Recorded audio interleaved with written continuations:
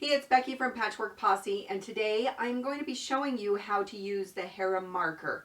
This is something that is really quite handy when you want to mark quilting lines on a project or whatever, and you don't want to use a pencil, you don't want to use like a disappearing ink or something like that.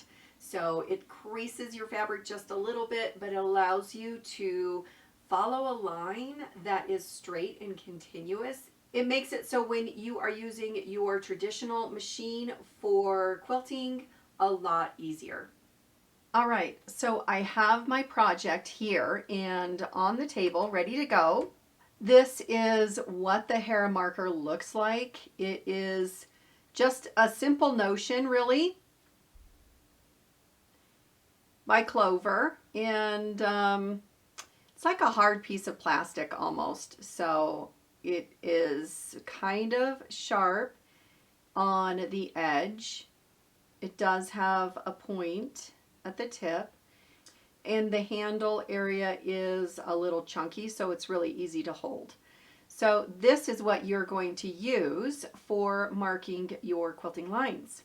I've already started some lines on here, and you can kind of see them in the shadow.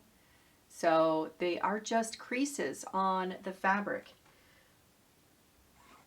What you're going to do is use something on your quilt that you can use for your first line. So maybe from a point to point, or from this point across if you want to go in a different direction than, you know, this, say this pinwheel block. But you really want to start with something that gives you a straight angle.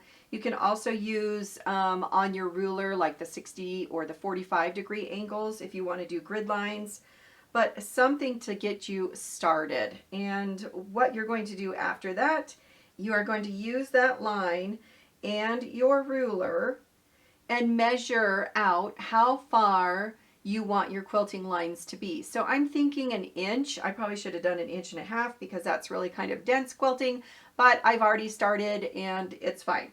So you're going to just lay your ruler out, and you are going to take your Hera marker and you are just going to run it right along the edge of the ruler, pressing a little bit hard because you really do want to crease the fabric.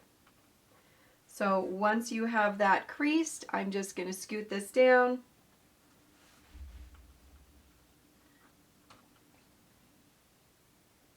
And I'm going to continue on using these previous lines as my reference point for the additional lines that I want to draw. So again, I'm just going to lay my ruler out. So I have my ruler laid out. I'm going to make sure my lines are lined up correctly. I'm going to start down here and come right up. Then I'm going to scoot my ruler all the way up to the top. Again, double checking that my measurement is correct, and going all the way to the end. So this I can just continue on until my whole quilt top, this one is actually a table runner, is marked out.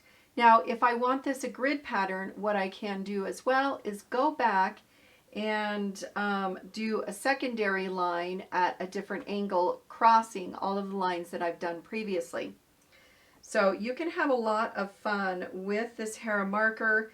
The creases eventually, you know, just kind of wear out. So I would suggest, you know, sewing on these lines pretty soon,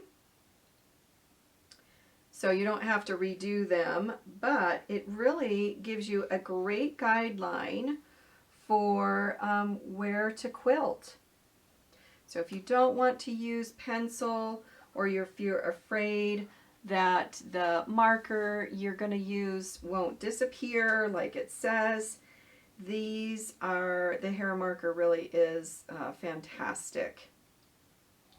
So that is it.